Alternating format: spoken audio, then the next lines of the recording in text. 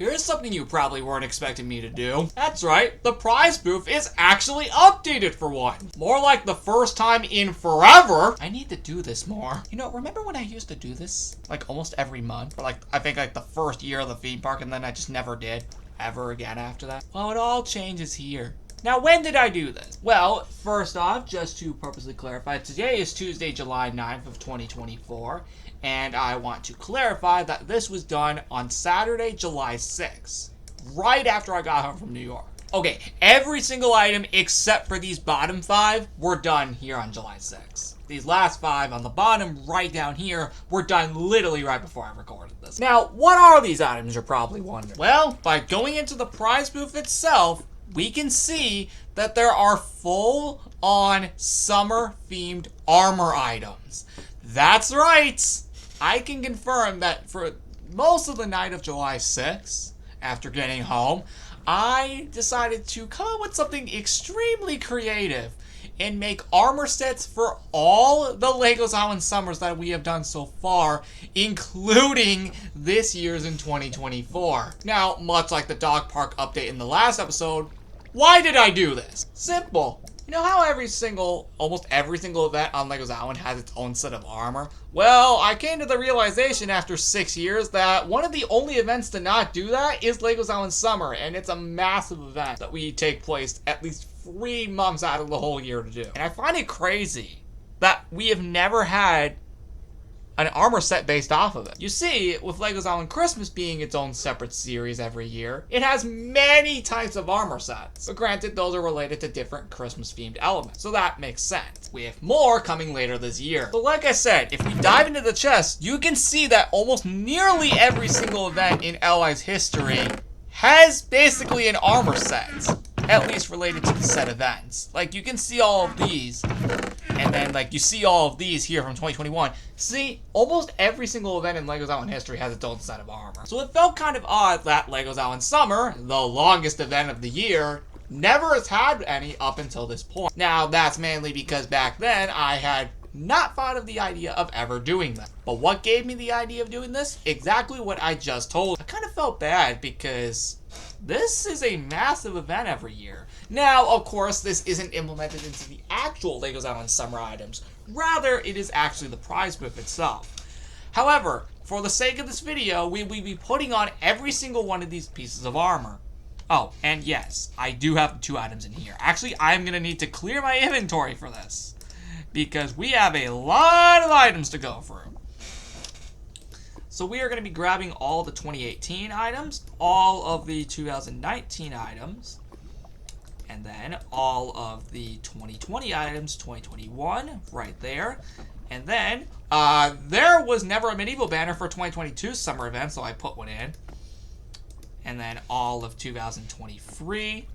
And then all of 2024. With the trial key, the ominous trial key just being an item because I couldn't think of anything else. Now that we have all of the items, let's go put them on. Wait, sorry, forgot about the 2022 items. My mistake, guys. I'm actually curious because I have put these on, but I want to show you how they look. This is how the 2018 summer armor looks. It is obviously meant to represent the 2018's summer theme of palm trees, which was pretty obvious if you do watch LEGO's Island Summer 2018. It was mainly a palm tree theme, which was actually really, really cool.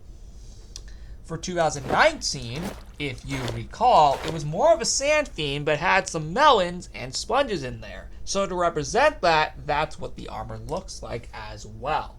Now, heading into 2020's armor set, if you recall, that was based off of a water theme, which was actually really, really cool at the time. Then, heading into 2021's theme, which was a world tour, that's how it looks as well. All these armor sets are based off of the respective banner colors if it wasn't already obvious, if you haven't managed to notice within the last minute or so. Next up, we have 2022's armor, which is basically the exact opposite of the 2019 armor, because it's green on the outside, but yellow on the inside, if that makes any sense. But, because we didn't have a respective medieval banner that year, this is what it looks like instead. Yep, you're welcome. There we go. We now officially have medieval banners for every single LEGO Zelda Summer.